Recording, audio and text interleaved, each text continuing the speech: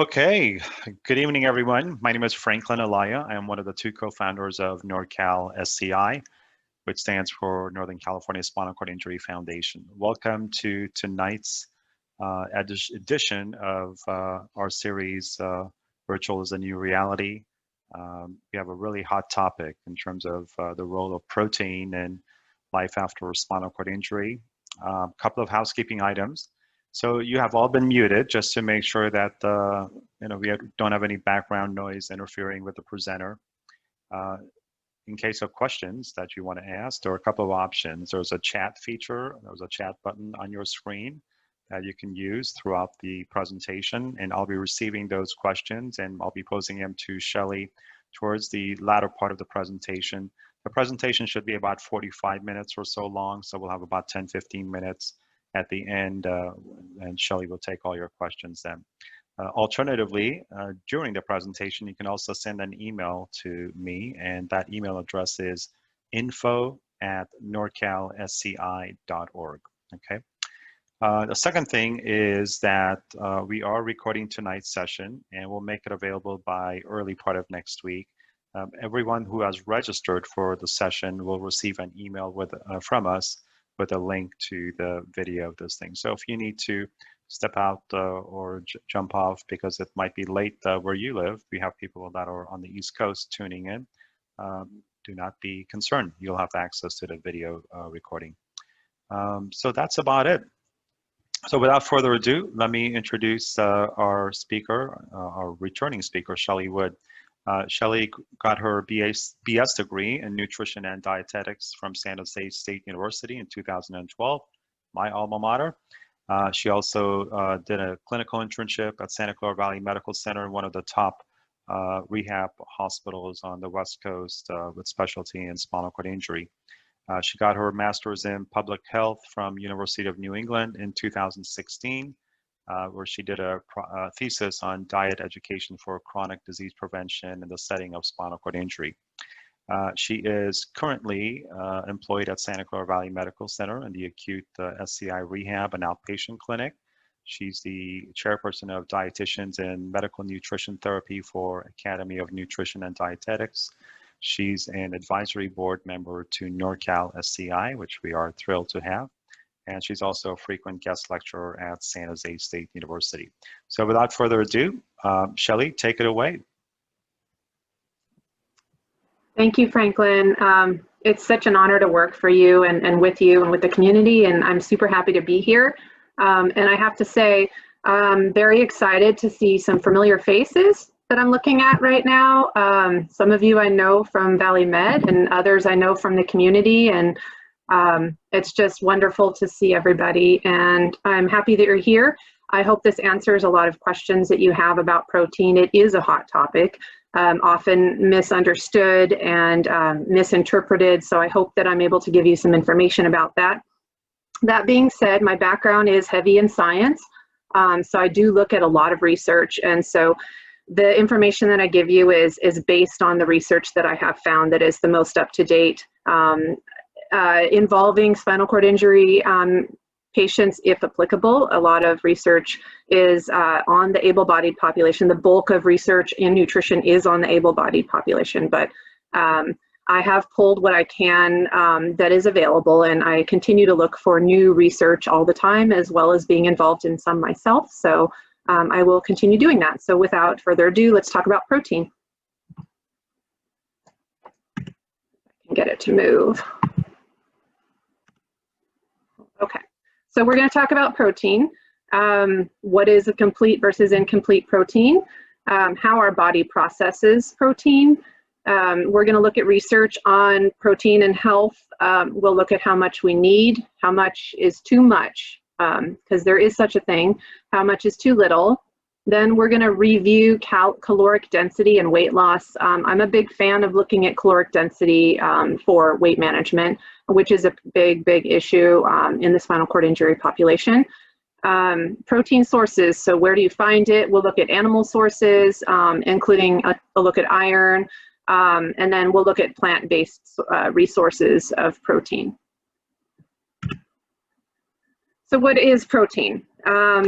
simple. It's one of 3 macronutrients. We know carbohydrates, we know fat, and protein is the third. Actually, there's a fourth, it's alcohol. I don't recommend alcohol, but there are typically 4 macronutrients. Protein specifically has 4 calories per gram. It is found everywhere in the body. All body parts and tissues are made up of protein, muscle, bone, skin, hair, everything. Protein makes up enzymes that we use for chemical reactions and hemoglobin in the blood that carries oxygen.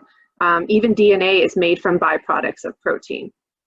There are 10,000 different proteins at least in the human body. And protein is made up of what's called amino acids, which we affectionately call building blocks.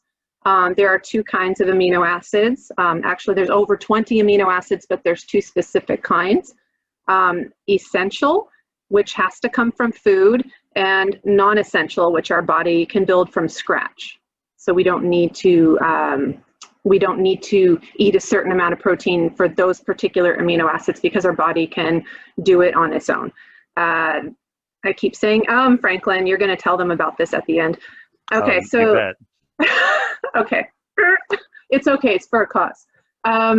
So this symbol up at the top left of your screen is tryptophan. So many of you think of tryptophan as the Thanksgiving protein, like you eat a lot of turkey and then you end up really tired, and that is for a reason. If you're ever curious about tryptophan and why turkey makes you tired, it's because our body turns tryptophan into a B vitamin called niacin, and niacin helps create serotonin, and serotonin is a neurotransmitter that is associated with sleep and melatonin. So basically, you are eating yourself to sleep on Thanksgiving is what you're doing. There's protein, there's tryptophan in every animal source of protein. However, most people don't eat like they do on Thanksgiving, and so that's why turkey is famous for making you tired, because most people don't eat that amount of protein on any given day except for Thanksgiving. Not a good idea, really. Complete versus incomplete protein. 2 different kinds. So you might have heard of complete versus incomplete if you've ever explored being a vegetarian, getting away from eating meat. You might have heard that complete protein is really important, and we used to know that complete proteins were needed in order to function, and that's true, and that you couldn't base your diet on incomplete proteins because you wouldn't function well. However, science has changed that, and science always does, so we follow the current science.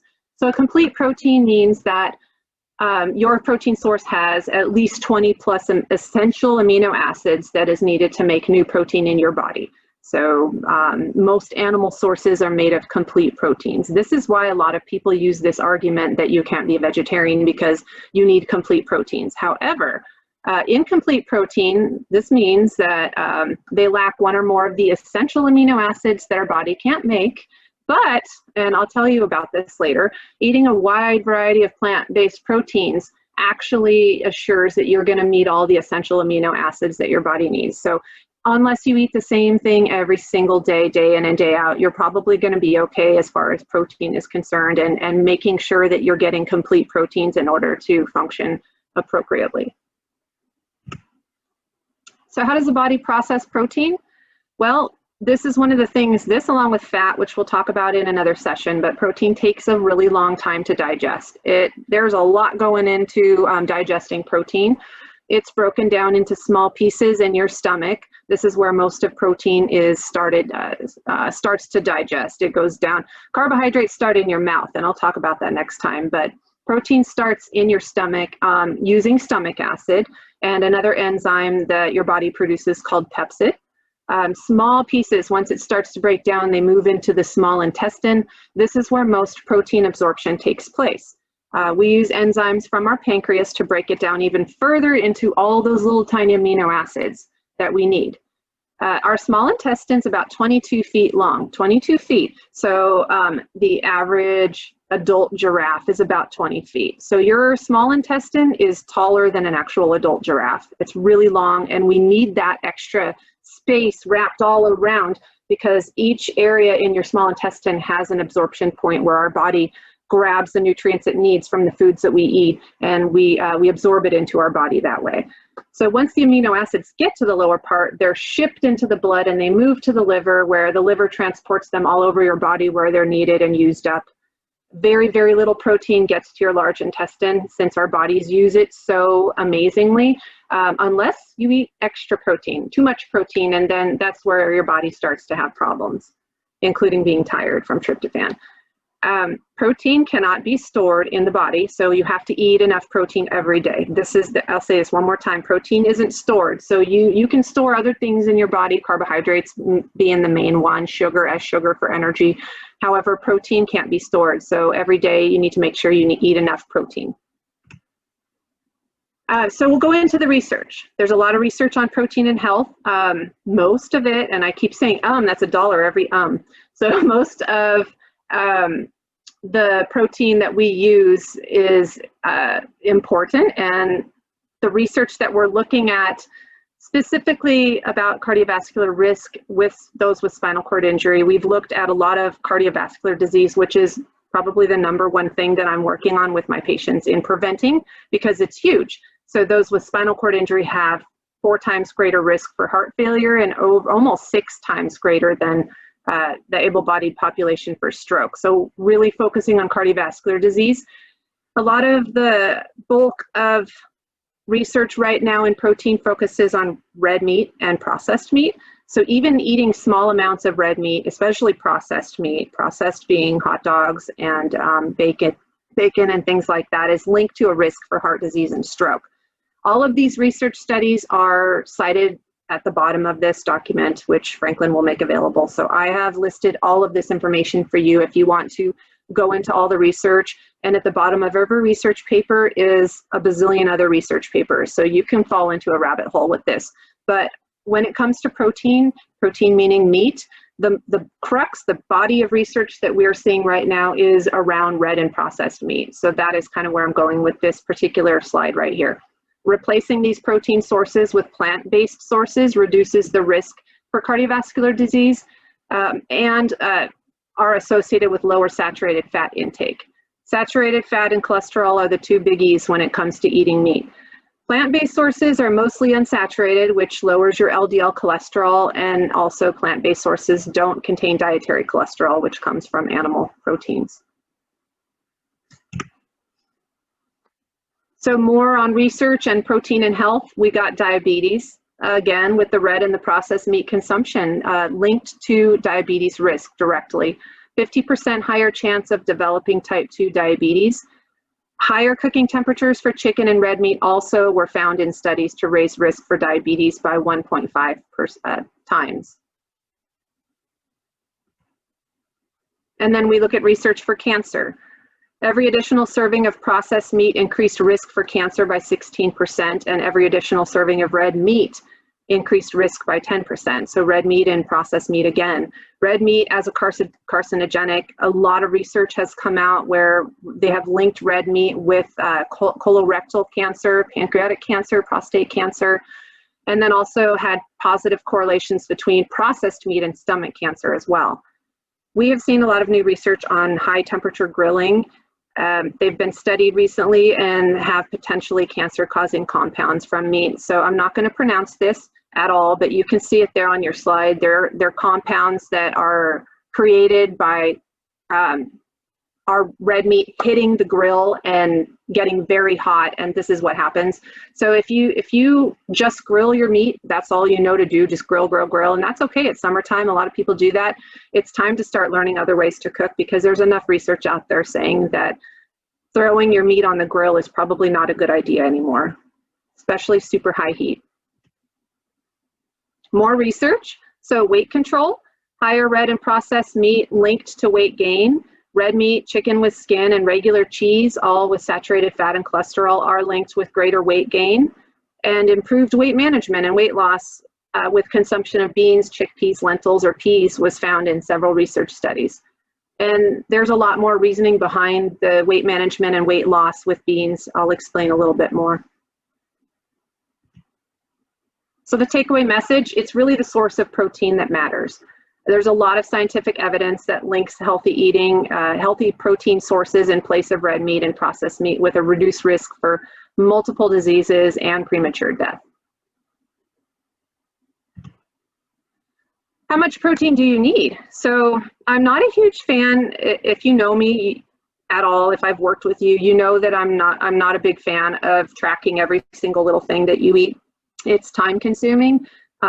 It costs a lot of money to get scales, and you know, it takes a lot of time to measure and weigh, and your caregivers have to be involved if you have a caregiver, and it's just a pain in the butt. But if you're concerned about protein, then these are the basic rough estimations that I would say that you could use to make sure that you're getting enough protein. It's okay to track for maybe say a week or so and make sure that you're on track, and then I think you're okay. But your quality of life will dip substantially if you feel you have to weigh and measure every single thing that goes in your mouth. So for the acute phase, I would suggest about 2 grams of protein per kilogram per day. I use the metric system in the hospital because that's kind of what we do in healthcare. We use the metric system. So at the very bottom, I've told you how to convert pounds into kilograms. So if you like math like I do, then you can figure out how many kilograms you are, multiply that by 2 if you have a new injury. So this is roughly 0 to 6 months after your injury. You would probably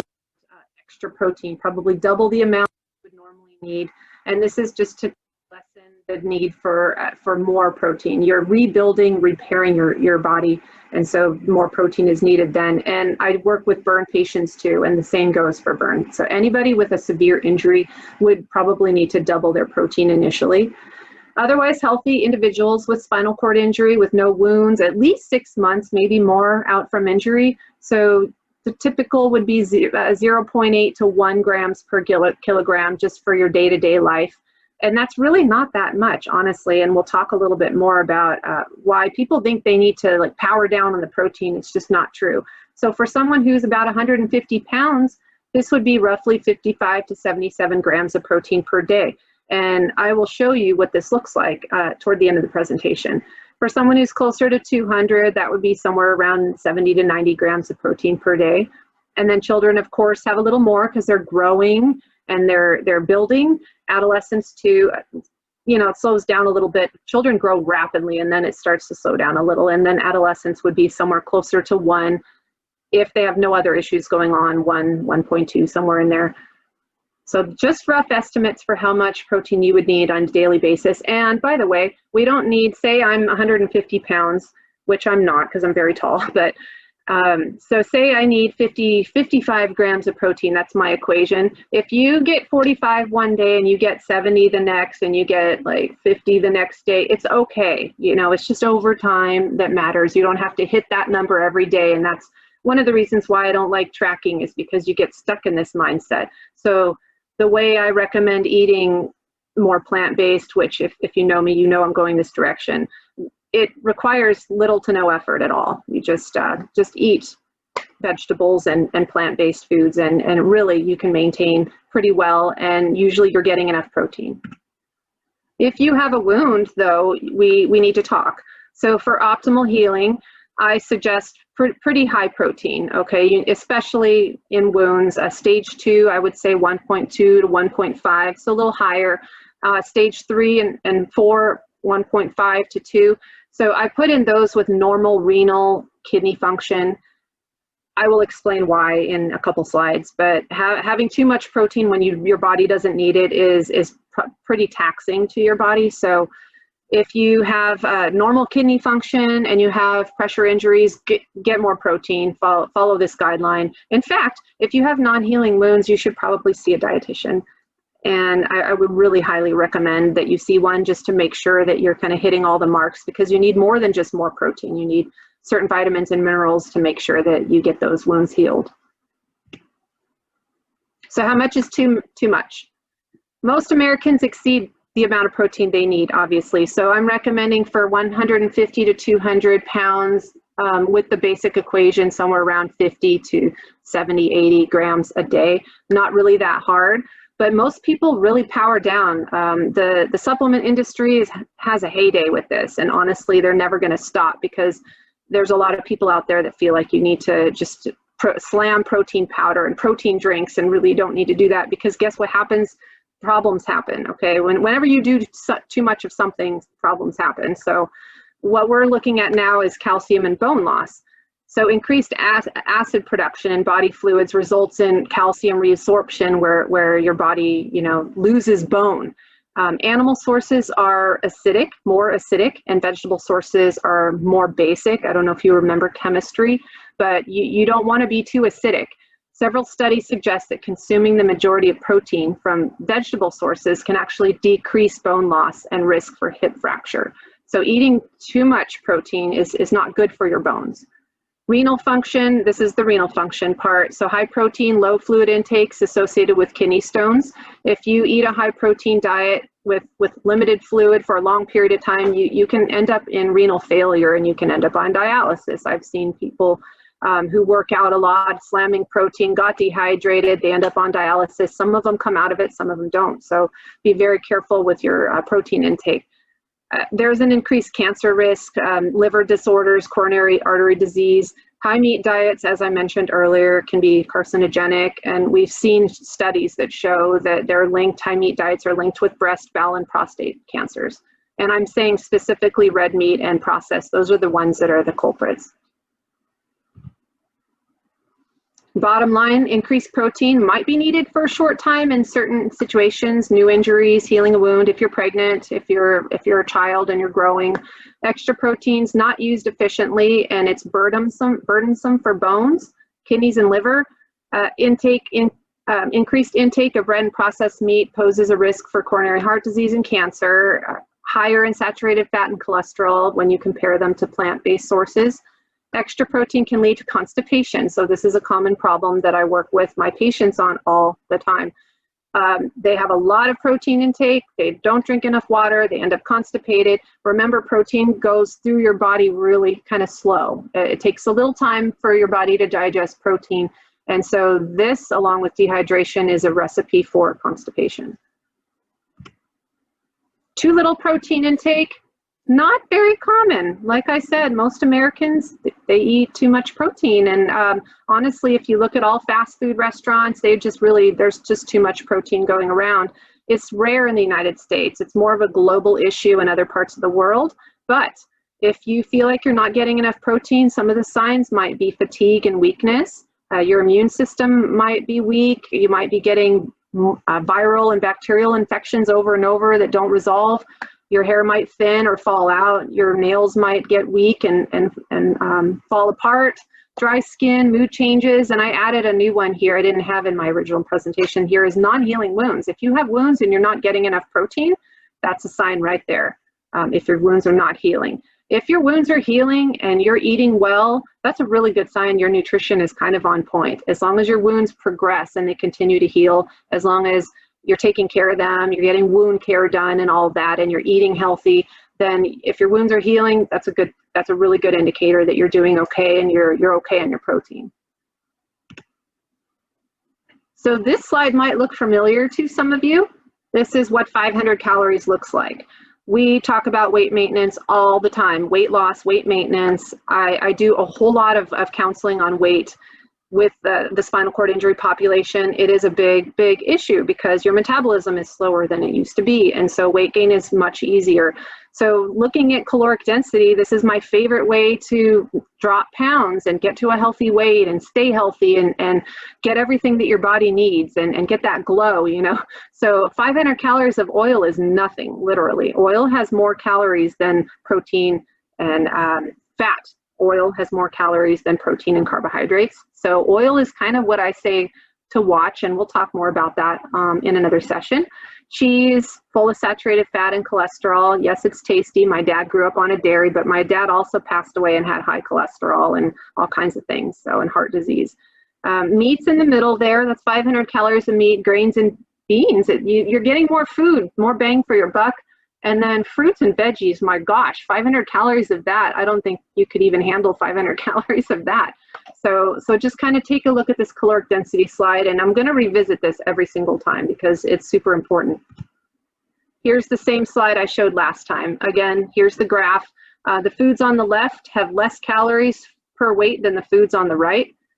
Obviously, you've got oil and fat are all the way to the right, but I'm looking at animal products right in the middle there. 1,000 calories per pound, I think is what this is right here. And then to the left is legumes in the green, and basically everything has protein in it. So all the green things on the left have lower calories, and you get more, and you're more satisfied with them.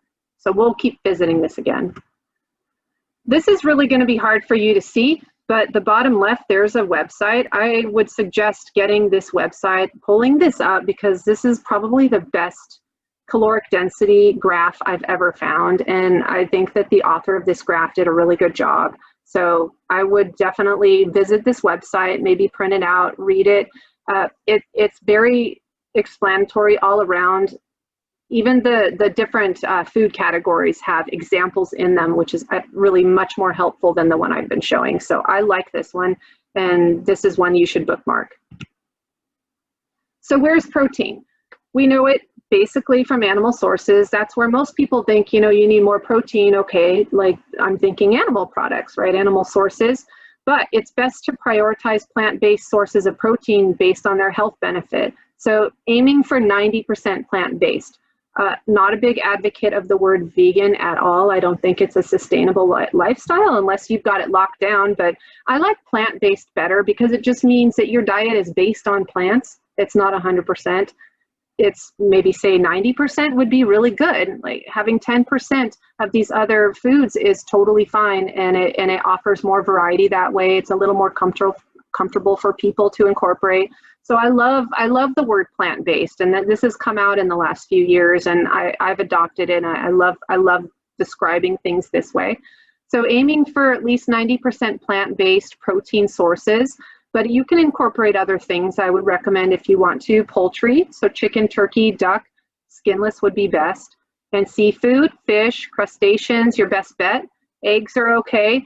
If you're going to question me about cholesterol, the new research doesn't talk about eating eggs and having it raise your cholesterol. It doesn't do it. Your overall diet and the eggs that is a risk for higher cholesterol. So eggs are okay in a healthy diet. Moderate dairy, yogurt's really good. It has probiotics in it, really good. Cheese and full-fat milk, though, has a lot of saturated fat and cholesterol, which is linked to chronic disease. So see the prior slides and the research that went with them. Small amounts of unprocessed beef, pork, lamb on rare occasions. Avoid processed meats. I've said this in pretty much every slide. Processed meats, any meat that's transformed with salting, curing, fermenting, smoking. Hot dogs, bacon, sausage, cold cuts, anything in the deli section there, any of those meats there, I would avoid those, and red meat too, for your best health. And then this slide's just a few animal sources and how many grams of protein you would get for, say, 4 ounces or 8 ounces for the milk.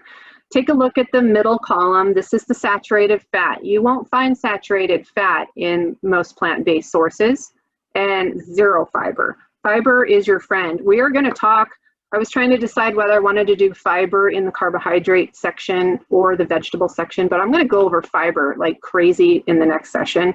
But notice in this protein, animal protein, there's no fiber in there, and you really want fiber in your diet. Fiber is very, very important for having healthy bowel movements and regularity and that kind of thing, and help you with your bowel program. So this is great. These foods have protein, that's wonderful and everything, but you're missing the fiber. So how would you reduce red meat? Honestly, I would just take a stepwise approach. Start with processed meats. Take out the bacon. Everyone loves bacon, but take the bacon out, take the sausage and the cold cuts out. This includes turkey bacon. Turkey bacon really isn't a whole lot healthier than regular bacon.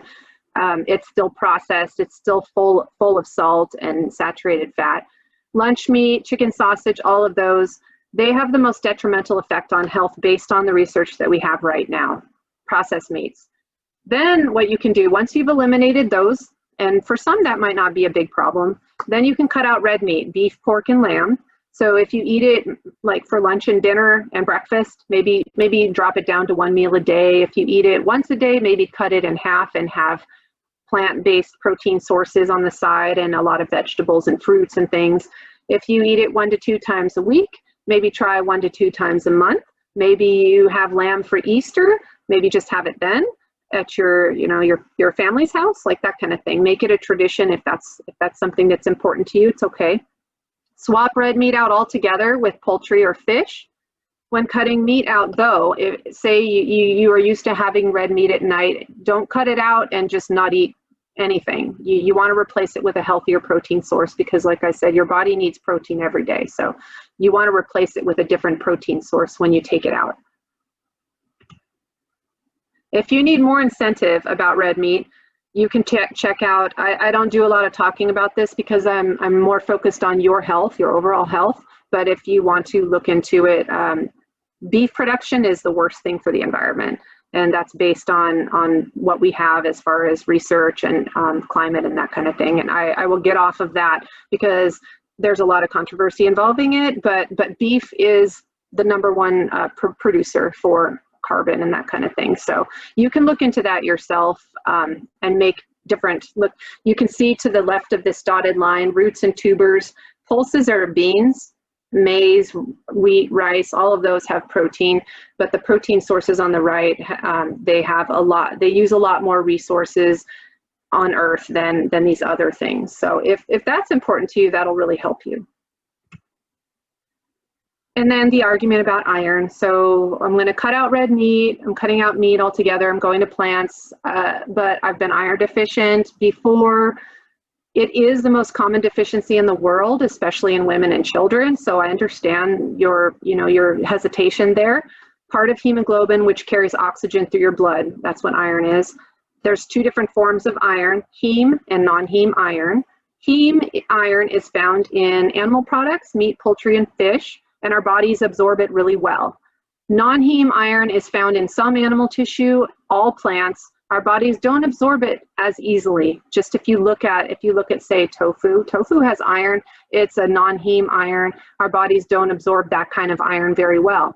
However, iron deficiency is really uncommon in plant-based eaters for a variety of reasons. And that is that we eat a lot. I say we because obviously I've done all this research and I had to do it myself. So, it works for me, but I'm looking at research and altogether research. But so iron deficiency is uncommon because plant-based eaters have a high vitamin C intake. They eat a lot of plants. Plants have vitamin C. Vitamin C can increase iron absorption up to 6-fold, making it as good or even better than heme iron sources. Many foods eaten in plant-based diets are rich in iron and vitamin C. So if you're eating from the rainbow, like I always recommend, fruits and vegetables, all different colors, getting a ton of vitamin C, you're absorbing all that non-heme iron very, very well into your body. I'm not iron deficient, and the patients that I work with that are on plant-based diets, they're not iron deficient. So all of these things together, a wide variety of plants, a wide variety of protein sources, and you probably won't be iron deficient. If you've been really iron deficient before, you could get that checked every so often, have your doctor draw labs and just make sure. Cooking with cast iron is great too, because the iron in the cast iron leaches into your food, which is good. However, it's heavy, so it's kind of hard to cook with. But you can definitely use cast iron. So that moves us into the plant-based protein sources. We got beans and legumes, the research. I've looked at all the research behind beans, and believe me, there are people studying beans out there, and I commend them. So weight management's like a huge one for beans. A daily serving of beans resulted in half a pound lost after 6 weeks compared to those who didn't consume beans. They're high in protein and fiber. They have fewer calories compared to other protein sources. So beans are great for when you want to lose weight. And I don't mean just a half a cup a day. So like you should really like ramp up the beans a little bit. If you're trying to lose weight, they're really helpful with that. Diabetes and heart health. So those who have type 2 diabetes who replaced red meat with beans saw improvements in fasting blood glucose, insulin, triglycerides, and LDL cholesterol. LDL cholesterol drop of 5%.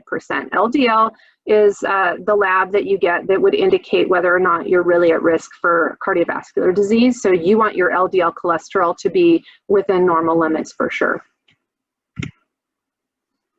More beans, making the case for beans here. So they should be the primary source of protein in your diet. based on everything that we know, based on all the research I've done, honestly, beans are bomb.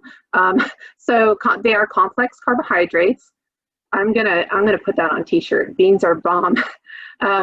So they are complex carbs, dietary starch. They're super rich in fiber. They are a low glycemic index food. So I don't know if you all remember that the glycemic index was like a huge thing back then. It's not something that you can rely on, because honestly, when do you ever just eat one food? Like, I eat low glycemic index foods, but if you take one food that's low glycemic index and you add it with a whole bunch of others in your plate, the glycemic index goes up. So that's a crazy argument. So, but beans are low in the glycemic index. They raise your blood sugar slowly, so they're really good for diabetes. They contain oligosaccharides. They're non-digestible, fermentable fibers that improve your gut and gastrointestinal health. If you don't have IBS or major bowel issues, then beans are amazing. If you have IBS, then see a dietitian, so you can figure that out. Beans contain both soluble and insoluble fiber. We're going to talk about this next time, but soluble fiber is really, really awesome. It's gel forming. It slows things down in your gut. If you have lower neurogenic bowel, this is really helpful. So you want to go towards soluble fiber for all your other foods. Beans are really fine for you, but soluble fiber is your friend. Insoluble fiber, this would be like Metamucil, that kind of thing, is bulk forming and is pretty beneficial for upper neurogenic bowel and voluntary bowel. It can assist with constipation. That's why you see it on commercials for constipation all the time. But beans have both of these fibers. They're really super cool because they have both different kinds of fibers, and that's really helpful for your gut. They are the highest plant-based source of protein, so they have 21 to 25% protein by weight. So the biggest bang for your buck, because they have a ton of protein by weight. They are rich in potassium. If you have blood pressure issues, potassium is very important because it helps you regulate your blood pressure. They have other minerals. They have iron, and they have vitamins in them. So just a list of typical beans. Most of them are roughly 7 to 9 grams of protein per half cup. That's pretty good.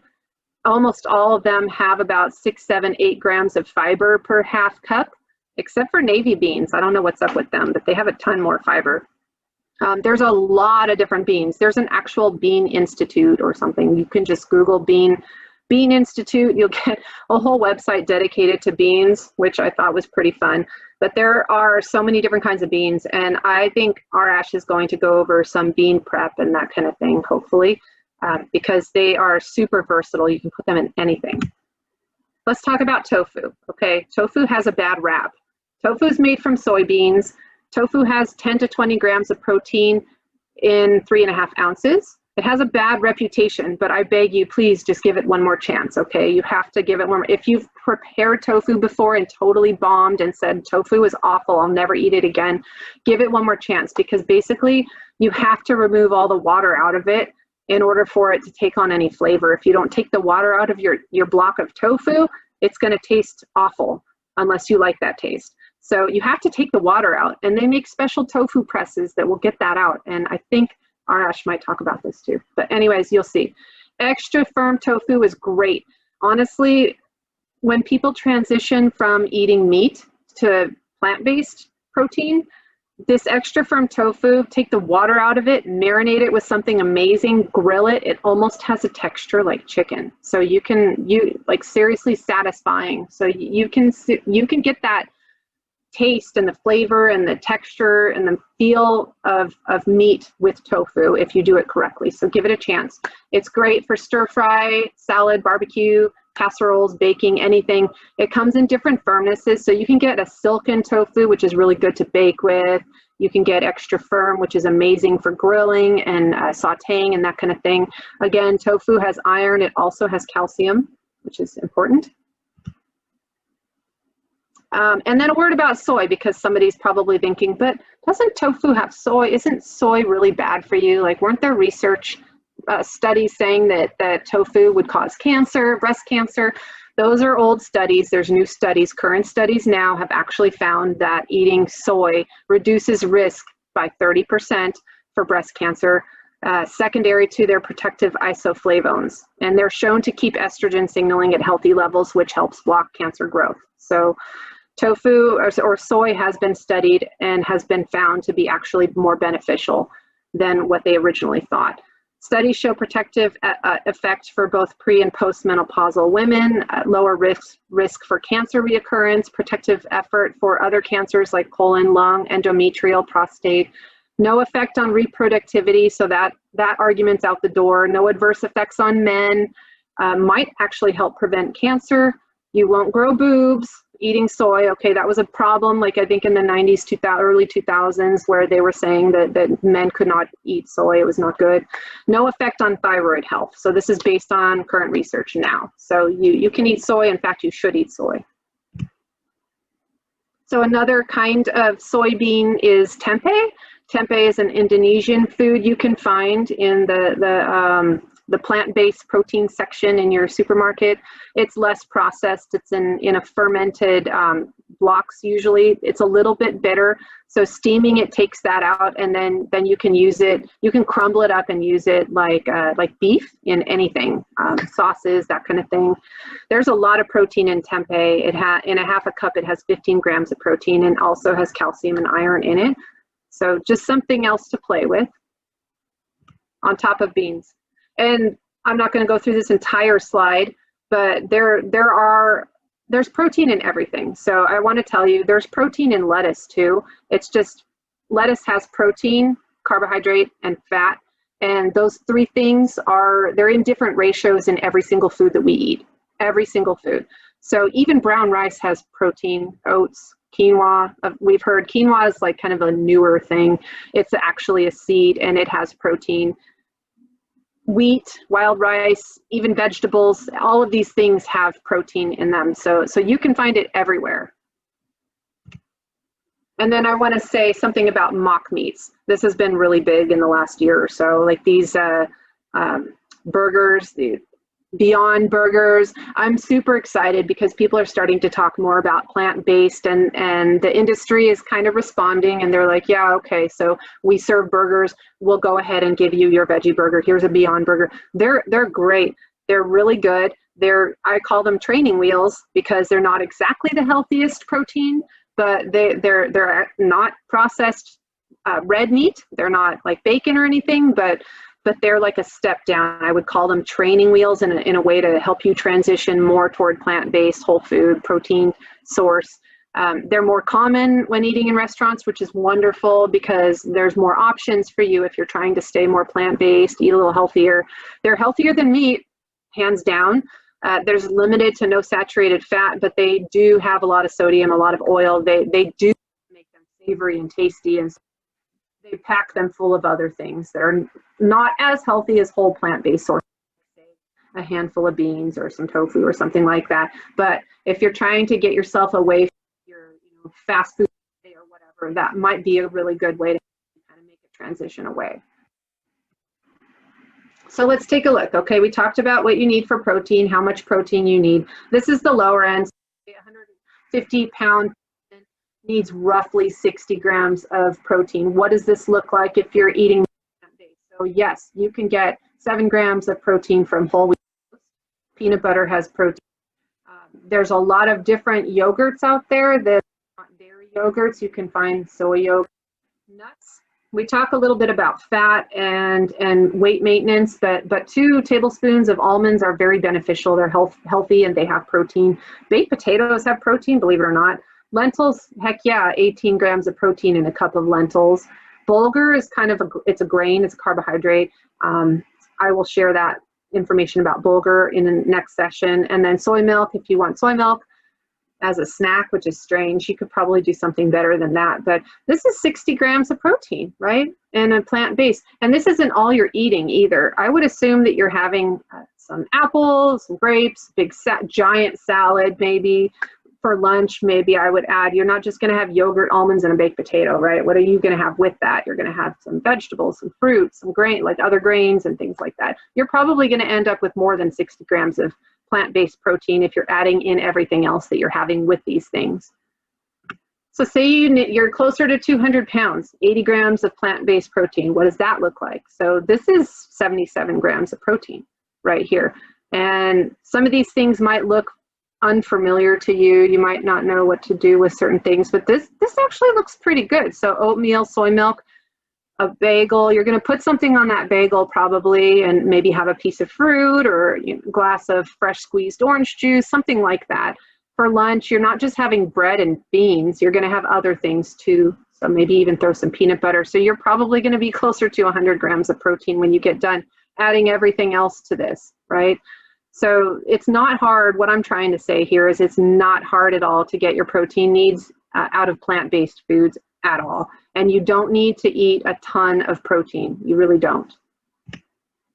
So remember, there's room for other foods, right? But make the majority of your foods plant-based for health and easy weight loss and maintenance. Referring back to the caloric density slides, I really love those slides to help you. Like, you want to eat mostly toward the left of those graphs that I showed you. Aim for 90% plant-based, even your protein sources, and weight maintenance, weight loss is literally effortless if you eat that way. Beans should be the primary source of protein in your diet. You want to start slow with beans, okay? If you don't eat beans normally, maybe start with half a serving here, half a serving there. Just kind of make a stepwise approach. You don't want to eat 3, 4, 5 cups of beans in one day because you'll regret it. So don't do that. Your body does get used to adding more fibrous foods to your diet. So you go slowly, take your time, add a little here, add a little there, and eventually you will find that you can eat a ton of beans and it won't impact you in any way. Nutrition should be fun. It's not what you eat during one meal. So if you go to Burger King and you're like, nah, I don't feel like a veggie burger today, I'm just going to get fries and, big giant burger and a milkshake. It's what you're feeling. It's life, right? Don't beat yourself up. It's not one meal. It's the overall picture over time of your diet quality that matters. Honestly, the people that end up with really bad cardiovascular disease, they didn't get there from eating one meal at Burger King, okay? It took a long time for them to get there, and their genetics probably didn't help, but it takes time to impact your health, either good or bad. It takes time. So it's really one meal at a time. You just do it one meal at a time, and you'll find that overall, you just get healthier, you start to feel better, your weight will get where you want it to go. And then we're going to talk about carbohydrates and grains next session. And that's the end. Okay. Thanks, Shelley. Shelley, what would you as a health professional want to tell everyone before they start making dramatic changes to their dietary intake? That's a good question. The word dramatic stands out. Don't make dramatic changes. So if you're used to eating a certain way, what I would do is I would just little by little start replacing certain things in your diet with more plant sources, and just kind of, like I said, go slowly. So if you're used to eating a big portion of meat at dinner time, maybe cut it in half and add other things around it, just slowly. Just don't do anything dramatic, because our bodies can be sensitive, especially in the spinal cord injury population, can be very sensitive. Your bowel program will respond to changes, and so slowly make changes slow. Okay. Go ahead and stop sharing your screen, Shelley, so we can see your picture. A question, I had a GI doc say that legumes are one of the worst things for your digestive system. Do you agree? Only if you have irritable bowel syndrome or anything like that. I no, absolutely disagree, unless you have true bowel issues, GI issues, and you're seeing a gastroenterologist. Okay. And in fact, they're one of the best. Yeah, and everyone, truly, I'm not saying this to just patronize Shelley, everything she does is research based. She doesn't go off of anecdotal stuff. Someone told her that someone else, had this experience. She's really very scientific and research minded. So everything that she talks about, everything that she shares is based on facts, not sort of fictitious stuff that she's heard about it. So I know at times it might be overwhelming, but like she said, her slides will make those available. We'll make this video available so that you could do your own share of research as well and just learn more about this topic. And it is an overwhelming topic, and I can tell you why, because Tonight's session has been registered for by 111 people. It's been the most number of people that have signed up for any of our nutrition sessions ever. So, and I know that half of them are from out of California. So this is a kind of topic that resonates really, it has no geographic boundaries, obviously. It resonates across a large population of those with spinal cord injury. So I know it's overwhelming, but like Shelley said, just try to take it little by little and make those meaningful small gains, right, Shelley? Yes, and another thing I want to add on that, Franklin, is I provide all the research that I get for these slides, and I really encourage you to do your own research, and you can look into some of the things that I mentioned and look into where I got them from, and just do your own digging, because science is really important, and it's important to know what's going on and what people are studying right now, because new research comes out every single day, and so I try to keep on top of that as much as I can. Great, thanks. Okay, next question. Does the amount of protein intake differ between males and females? I don't think it would be dramatic. I would say if you're an adolescent, it might. If you're active, very active, then maybe, but I would say very little. Okay. This is a sort of a major question. The person is asking, I have gained 20 pounds since I got injured. I need help developing a realistic goals and plan. Where should I start? Start looking into caloric density. Start with the slide, the real wordy one that was kind of hard to see on your screen. Start with that website. You can actually look into any of my prior sessions. I've done a couple for you, Franklin, I think, where I talk about caloric density. I did one in depth in February. Look for the one that I did in February, because that was more focused on weight. I firmly believe that following a plant-based diet, I've been working with patients for a long time, and I've kind of steered that direction, and I've seen more good outcome with a plant-based diet when it comes to weight loss and weight management than I have ever seen in like any of my other work. So I'm a big fan of it. I didn't mean to let it slip that I'm plant-based too, but I mean, why wouldn't I be, honestly, with all the work that I've done? It's amazing, and I've seen really good outcomes with people who have spinal cord injuries, and I really advocate for it. Okay, great. Next question. I switched to plant-based 8 months ago, and it has been largely beneficial as being discussed. However, my total cholesterol is good, and so is my LDL, which dropped, but my HDL also dropped, and it's a concern for me due to heart health. Also, I'm moving towards being pre-diabetic, which was never an issue until I started eating plant-based. Oh. Again, we're not expecting Shelley to give medical advice, so just be careful of your questions or expectations, but what do you have to say, Shelley? I would say seek out a registered dietitian. Honestly, usually in my practice, I've seen improvements in glycemic control and not negative consequences with plant-based diet, because the fiber does help with blood sugar control. It helps slow down your spikes in blood sugar. So I'm kind of surprised about that. So I would go see a dietitian and go through everything that you're eating, make sure that that there isn't something hidden in there that might be contributing to that. So just go see a dietitian for sure. That sounds like you need a little bit more hands-on, but congratulations though, you've made some really good changes, and I think you're on the right track. Okay. Are dietitians, for someone with a spinal cord injury, is any kind of dietitian appropriate for someone with a spinal cord injury, or should I be seeking someone with specific expertise? I fell into a niche. Honestly, I am one of the other dietitians. I got the same training as every dietitian gets, but I fell into this, and for I don't know how many other dietitians would honestly have expertise in bowel management and weight management and spinal cord injury, and long-term health issues with spinal cord injury. So honestly, you may be able to talk through some of the things that you have health-wise with a dietitian, and they may be able to figure out where you need to go from there. But I don't know. Okay. That's a good question. Is there a resource that you would turn people with spinal cord injury to, that they can do their own sort of education? Any sort of sites that are a favorite of yours? I like the Physicians Committee for Responsible Medicine because they're science-based and they do lean plant-based because of the science. So Physicians Committee for Responsible Medicine is a really good one, and they have resources for people that are not physicians. So their resources are not hard to understand. That's a good one. I would start there and then kind of move from there. Okay. All right, next question. I've made new tweaks increasing healthy fats like olive oil. Does Shelley have other recommendations?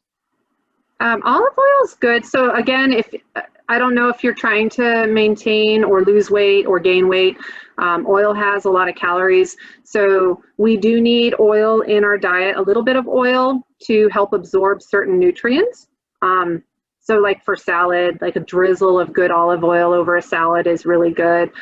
Olive oil is certainly better than a lot of other oils, but I would just keep it to a minimum. We need some oil, but not a lot of oil.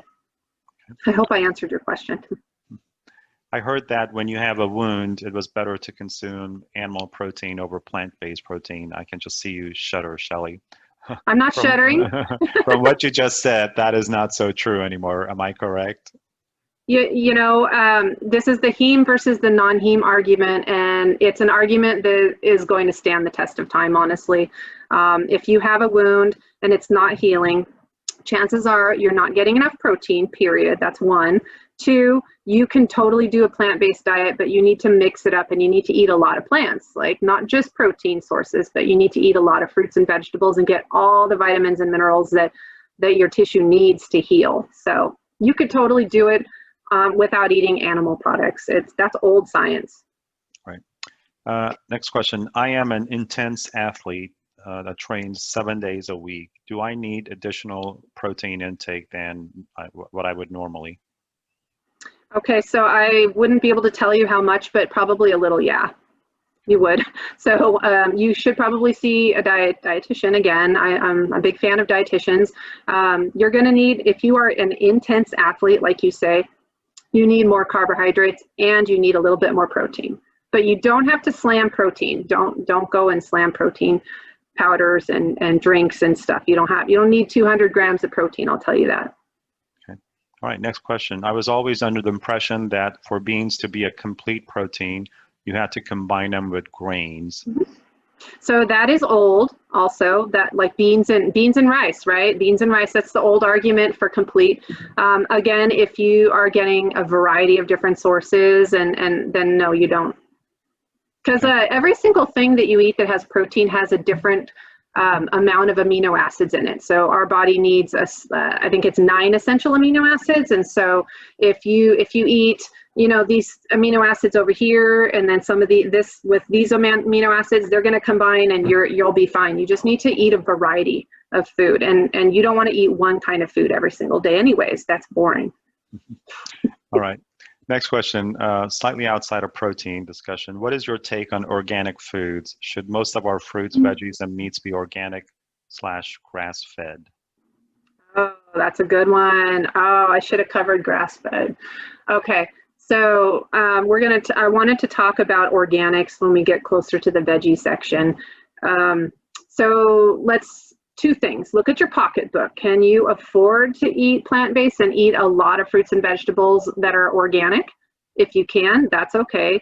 But honestly, I think washing your food is fine. Just keep your food clean, wash your food, make sure like your apples that you scrub them, that kind of thing, and that's totally fine. Okay. Either way. All right, next question. Do you need to vary the type of beans you eat, or is it okay to only eat navy and kidney beans? Also, can you eat too many lentils? I eat them a lot. These are some great questions tonight, huh? I love these questions. These are fun. My question to you is, why would you only eat 3 different kinds of beans?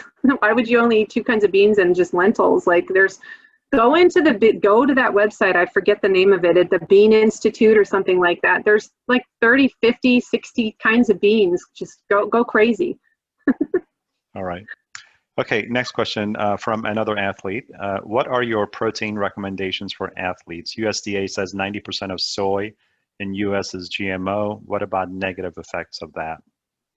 Okay, so current research, I had a website memorized, but I forgot what it was. But GMOs, that's a hot topic, right? That's a new topic, hot topic. I wouldn't worry about that right now. Honestly, they're everywhere, and the research that we have right now, there's hundreds of studies that have looked at GMOs over multiple generations of people and have really not found anything there. So I wouldn't worry about that so much. As far as your athlete and protein thing, again, you're going to need a little more protein, but without knowing your height and your weight and your age and your activity level, I couldn't tell you how much, but you need more. So I think I got that. All right. Next question. What are your thoughts about vegan or plant-based protein shakes? I have a bad pressure sore, and now I know what changes I need to make because I'm definitely not getting enough protein. Maybe including Juven. That's that drink, Juven. Juven has it has 2 different kinds of amino acids. I think glycine is one. That's decent. It's okay. It's a supplement, and honestly, I give it to patients with wounds in the hospital, so that is fine. That only has, I think, 2 grams of protein. It's not a high protein. It's more the amino acids in there. But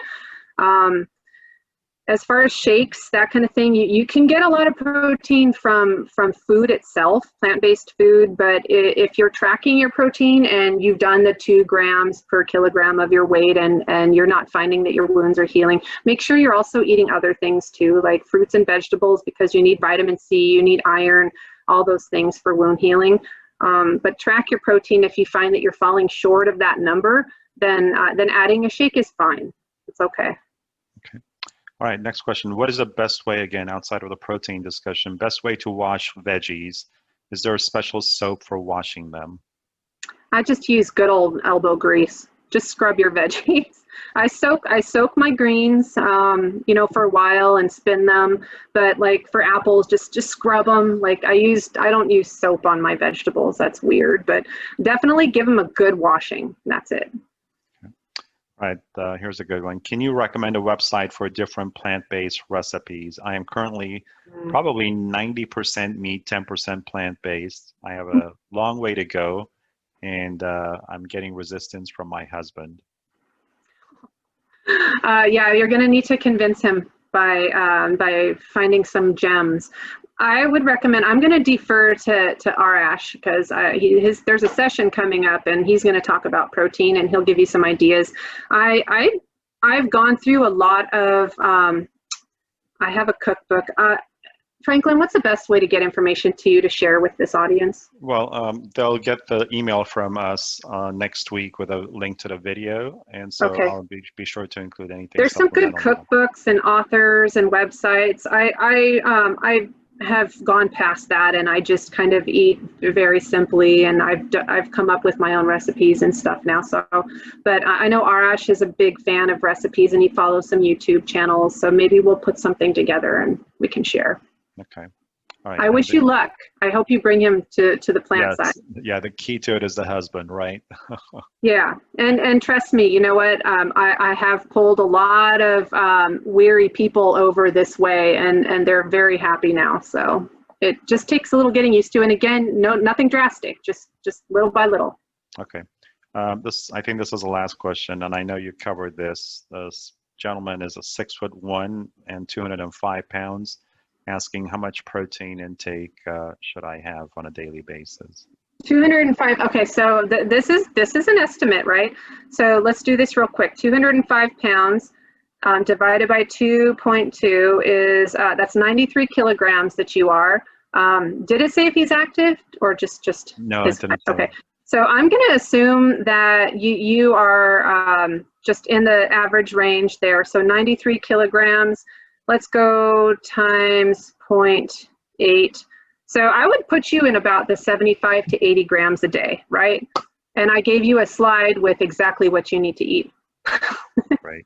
So, and it's not hard at all. And I think it's totally doable for most people to get enough protein. That's a myth that you need to get a lot of protein, so. Okay, very good. Okay, that's all the questions. So a couple of things. I forgot to acknowledge the Reef Foundation, which provided us with a nice grant that enables us to provide and present all these presentations. So thanks to them, and obviously thanks to Shelley. She's one of my all-time favorites because of just the topics that touch. Did you count my ums, Franklin? I will send you the bill later. So everyone, just an inside joke, Shelley said that she does a lot of ums during her presentation. So for every that she did today, she was going to donate $1 to NorCal SCI. So I hope she, she's going to go broke after tonight. I was thinking about it and it messed me up. So I had to stop. So I'm Right. thinking probably 50 or 60 bucks now. Anyhow, everyone, thank you again, Shelley. So just a reminder to everyone, do not worry if you did not retain everything that Shelley shared with you. I know it's a lot of information and it's a lot of great information. So we're going to make the video available to you. We'll make her presentation available to you. I'll be working with Shelley on making some of these websites that you have asked for and that she feels you can get some good information from available. We'll send it all to you probably Monday of next week, okay? So no worries. But just make a commitment, because getting this topic under control could make a huge difference for so many of us. Thanks, Shelley. And then she kept mentioning Arash. So Arash Bayat-Maku, he did a cooking session for us last month, and he's in the midst of a major move to his new home. So he'll be back with us on October 15th for his installment of Cooking in the Kitchen with Arash. So I'll be sure to remind you about that in that same email. But thank you, Shelley. Thanks, everyone. Have a great night. Thanks, everyone. And we'll see you next month, Shelley, again. Deal. Okay. All right. Have a good night, you guys. Okay. Stay safe, okay? Okay. Bye-bye. Bye.